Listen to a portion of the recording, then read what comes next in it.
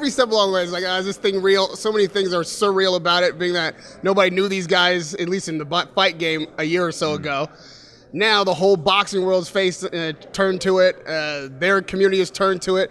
And a moment on stage yesterday was very interesting. I was trying to get you before you took off with the push, right? Which is so boxing. I was like, okay, well, it's official now. But when they're jawing at each other, we couldn't hear what they were saying. And I'm wondering, you've seen so much of that. Yeah. Did you know that the moment was coming? Yeah, I thought it might be more than a push, because actually, if you go to Matchroom Boxing's YouTube channel, we mic'd both guys, so you can hear it, right? Right. And KSI his lip was going a little bit, like he was pumped, right? And Logan had completely got in his head with all the math stuff and everything. And I know it was extremely childish and bait, and but I think so. What was being said was, Logan said, "Why are you shaking?"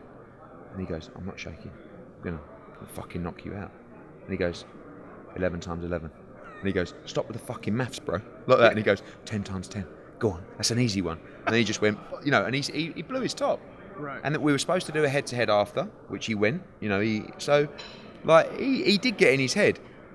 What I love about this event is that the build-up, everything great, hilarious, huge, and it's all like, wow, this is great, yeah, subscriptions and numbers and it's like, tomorrow you're gonna have a fight, right? That's it.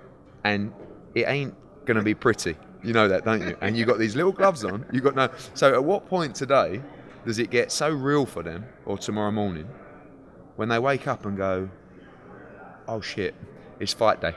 Yeah. Right. Yeah. That's the amazing thing about this whole thing, is that the build up, all that, it doesn't matter. It's real tomorrow night. This isn't a game.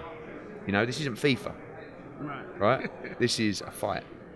And I find that fascinating, that two guys can put themselves in position, so much so they can become so invested in actually believing the hype. I heard Logan say he could be a world champion. I heard KSI saying he could beat a lot of pros. Calm down, right? Don't take this too seriously. As a fan, don't expect Hagler Hearns. Expect two guys who have trained really hard, who have already fought, who are desperate to win, that are going to get exposed to the world in an environment where they are put in a ring to fight in front of the world. Right? That's what's so exciting about this fight. Now, post-fight, as a promoter, I know you'll be looking at the numbers, but you're already so excited about the attention that this has gotten. Granted, these two guys are the biggest celebrities in their market, I assume. But down the trough, if you will, there are other guys with big followings. They come to these events. They get big numbers on social media and whatnot. Could we take this a little bit serious and say that there might be even a league for YouTube type of fighters that look, when I did this, I knew what was coming with it, which was a huge amount of criticism, right? But you can't,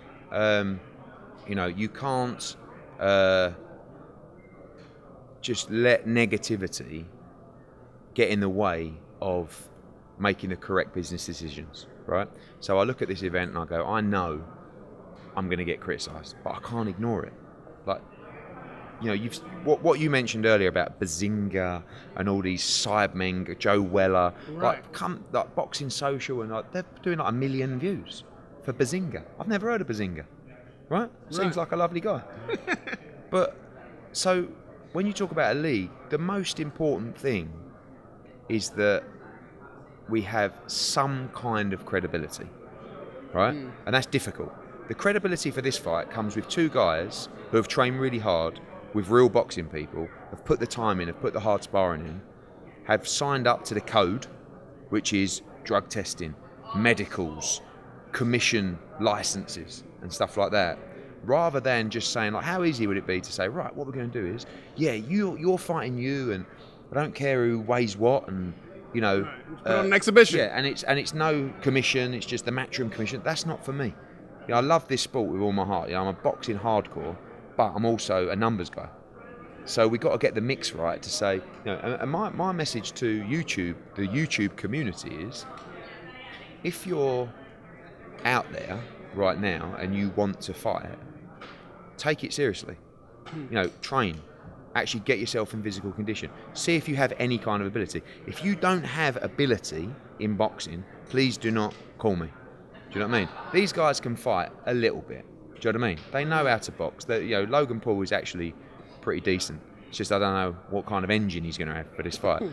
KSI don't look great, but he's at least studied. He's at least been around boxing for a couple of years, and he's tried to improve as a fighter. He's not, I'll have a go. Yeah, me. Throw me in. Do you know what I mean? And I can't tell you, Rahim, how many, probably 6 or 7 of the highest profile celebrities I know have come on to me in the last 48 hours and said, I will fight the winner.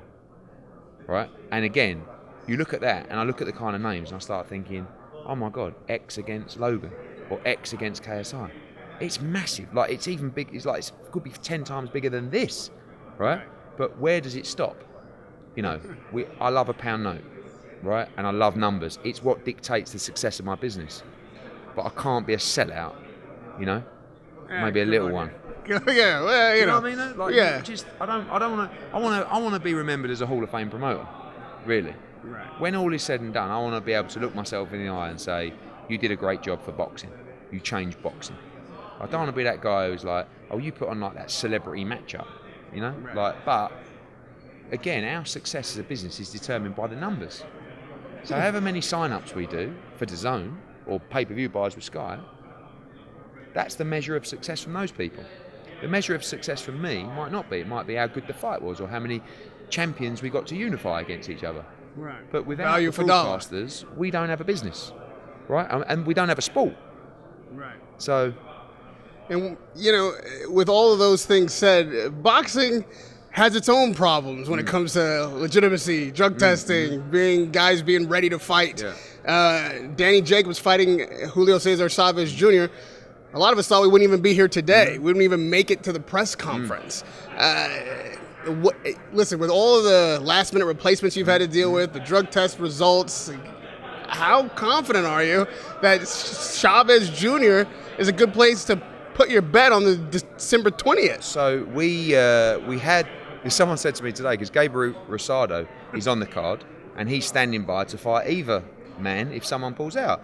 And one of the Mexican journalists says, that's a bit disrespectful to Chavez. I said, no. I said, Chavez, he's up and down. He can be unreliable. I said, he's in a great pace right now. He's training very hard. You saw him today. He's in good shape. Like, if he would have turned up heavy and, then you have a problem. But some people are a little concerned that he's in good shape. No, he's in good shape. You see it on Instagram. He's in good shape. It's unquestionable he's in good shape. But I know, but how? Well, but how? I mean, you talk about if he's using drugs. Is that what you're saying? Well, he's missed a drug test. Yeah, because he hadn't signed up for any contracts for any testing, and these people turned up at his door to test him. So he said, I'm not doing it. He's fully signed up to all drug testing agencies for this fight with the Phoenix Commission. So you'll find out. Do you know what I mean? Like, if he skips a test, he's out of the fight because he signed for the fight. He hadn't signed for the fight then. And this guy is extremely paranoid, by the way, because his career has been tainted by his own problems.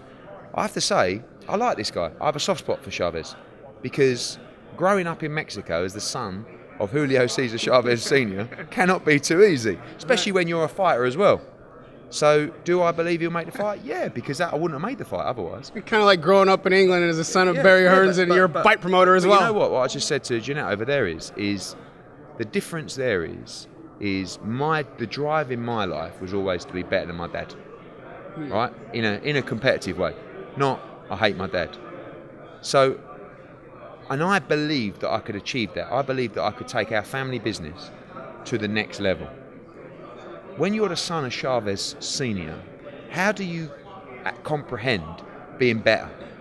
That's it. That's virtually impossible. This guy was a legend. This guy was one of the most, he was the biggest star in Mexico. He was God, right? So you have to spend your whole life just accepting you're going to be in your father's shadow. That's tough, right? And I feel like not enough people have put their arm around Julio and tried to help him.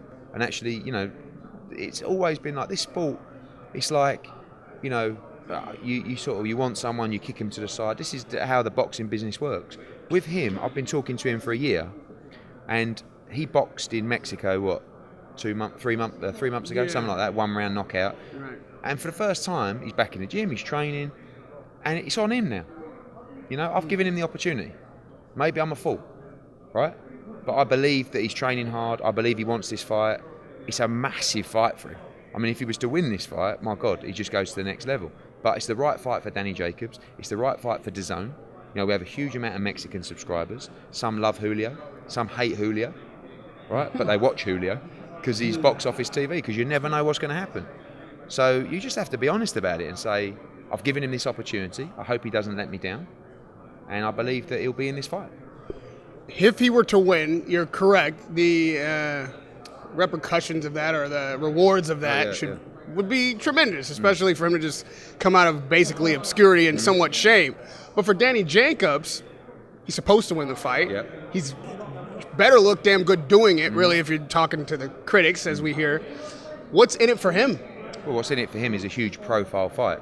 So if you're moving up to 168 pound for your first fight in this weight division, Julio Cesar Chavez is a great opponent. He's game, he's tough, he's a huge name. You know there's going to be a lot of eyeballs on the event. You know there's going to be a big crowd in Phoenix. So for him, this is the right opponent. You're not going to come out of the Chavez Canelo defeat necessarily and jump in with Callum or Billy Joe. This is the bridging fight, right? The danger for Danny in this fight is Chavez is much bigger. Like, Chavez is really a light heavyweight, in my opinion, and I hope that he don't come in as a light heavyweight for this fight. And Danny is a middleweight, a big middleweight. He'll be a small super middleweight to start off with, but I really feel like 168 is going to suit Danny very well. You know, if you would have seen how he made weight for the Canelo fight, not good, right? So this is his opportunity now. If he goes out and looks good against Chavez Jr., he will fight Callum Smith, he will fight Billy Joe Saunders, he could fight Demetrius Andrade, he could fight Gennady Golovkin rematch. You know, they're all there for him on DAZN. So this is the right fight for him, from a style matchup, from a profile matchup, everything. You talk about having a soft spot for Chavez Jr., but you've got to have a special place in your heart for Jacobs. He was your first American signed. You know, you guys seem to have trust on both sides of this relationship. He's moving to 68. We just had a long conversation about where he's at emotionally with this Patrick Day thing. You know, you got emotional about it on camera. I saw that. It was have you had any concern about him still having that kind of instinct to kill? That's a big concern, especially bearing in mind that speech. You know, and in fact, if I'm Chavez watching that speech, I'm thinking, oh, you're showing weakness. You know, Danny is a very emotional guy with a huge heart, and he will always wear his heart on his sleeve. So what you saw there was a really touching moment, which basically said, almost questioning the sport, wasn't it? You know, saying, do I want to do this anymore? And you can't be like that going into a fight. So that's something that, you know, it's hard to say snap out of it. He lost one of his best friends, you know? But you can't have that mindset in camp or in a fight, because, you know, this is a tough sport and you've got to have that, you know, that mindset. So, yeah, I mean, it was a touchy moment, but a little bit concerning that that's where his headspace is at. And he needs to, you know, like I said, it's hard to say, right, come on. You can never forget about Patrick. But if you're in this sport, you've got to have that hunting mindset. And it's to go through that toughness. Otherwise, if you're questioning the sport or what you're doing, then it starts to become very hard. Well, let's hope that on December 20th, that's not an issue, and we see boxing as we normally do, and both guys come at their best. If that is the case and Danny Jacobs wins, as you hope he does, where does he go next? What is the crown achievement or the crown fight for you and Jacobs at 68? I think both guys in Billy Joe Saunders and Callum Smith have to be the target for anyone at 68 with DAZN and with Matchroom. You know, they're our two world champions. They're both looking for big fights. Danny Jacobs, Billy Joe Saunders, Danny Jacobs, Callum Smith, two big fights. And that's where I think the winner of this fight will go. Radio Rahim with Eddie Hearn, LA Live, just across the street, Staples Center, tomorrow night. KSI, Logan Paul 2 is finally here. Can't wait for that. Can't wait for December 20th. Danny Jacobs and Julio Cesar Chavez Jr. in Arizona. Radio Rahim with Eddie Hearn.